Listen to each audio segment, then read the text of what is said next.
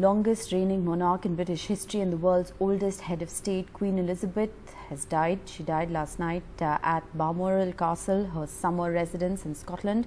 A state of mourning has officially begun across the country, which is set to remain until the Queen's funeral is held. The Queen's funeral is expected to take place at Westminster Abbey in London in less than 2 weeks. The exact day will be confirmed by Buckingham Palace. World leaders are expected to arrive to pay their last respects.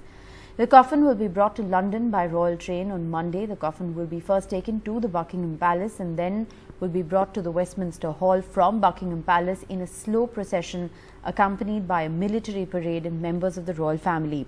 The Queen will then lie in state in Westminster at the Westminster Hall, for about 4 days before her funeral, allowing members of the public to file past. The coffin will be draped in royal standard and the imperial state crown will sit on top.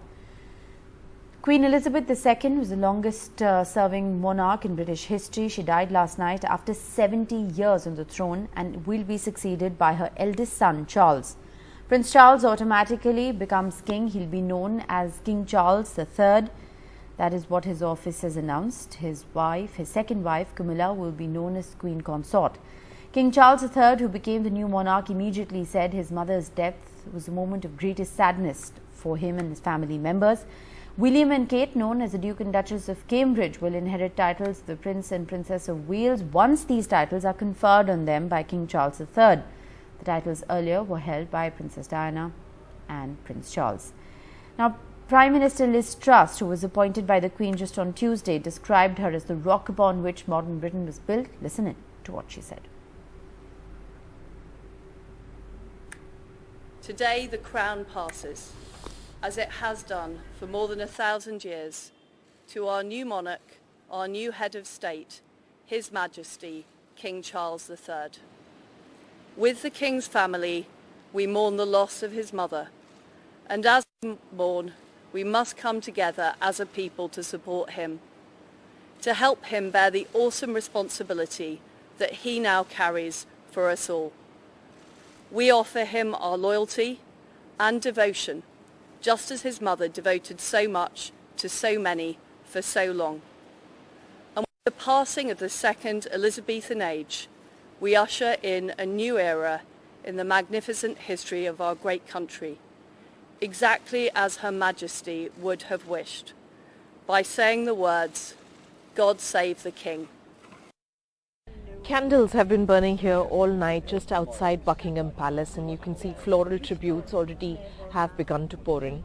As many put it out, it is an outpour of grief with the United Kingdom going into national mourning. I'm showing you some messages that have been put out here.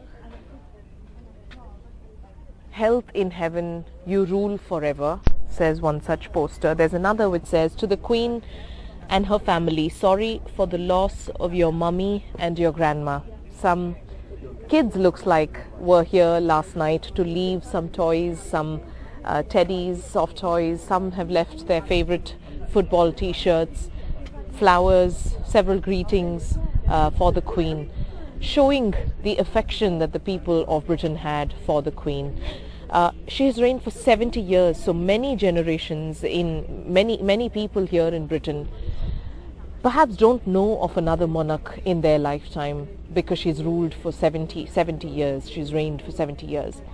King Charles, as he's called now, King Charles III, is today likely to sign off on the final funeral plans just here at Buckingham Palace, where he will reach today with his wife Camilla.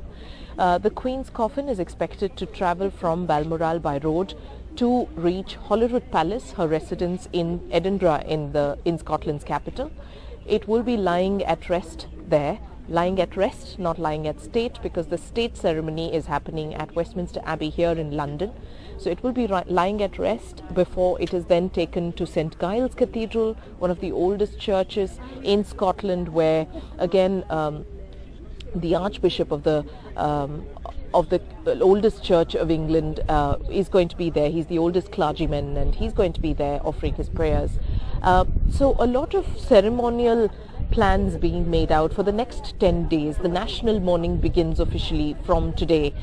We know that there are likely to be some bank holidays this is unprecedented. So the royal family is taking their time to plan this funeral, but it's expected to be as grand as the Queen's reign itself has been, full of achievements, full of several momentous occasions during her time as the Queen of England, of Britain, as well as 14 other nations. At Westminster Abbey, in 10 days' time, we expect that the funeral will take place while she's lying at the state ceremony. A lot of world leaders are expected to be there to pay their last respects. Today, a lot of ceremonial events are planned, gun salutes at Tower Hill, at Hyde Park.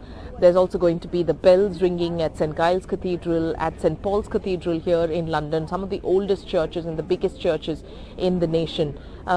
World over, we have seen tributes, and especially the one from Prime Minister Mr. Modi, also recalling one such personal incident of him meeting the Queen and what she shared with him during that time. A lot of people, a lot of world icons seem to have those personal moments with the Queen which they want to cherish. The Queen was particularly known to be very friendly to India. She visited India 3 times in her reign for the last 70 years, and during these 3 times we could see the kind of exchange of engagement and culture we saw between the Queen and the India diaspora, both here in London, in England, as well as there in India. Given all of these factors, there's going to be understandable sort of grief, and many say that Britain will be a very different Britain without Queen Elizabeth II. Radhika Iyer from the Buckingham Palace in London, NDTV.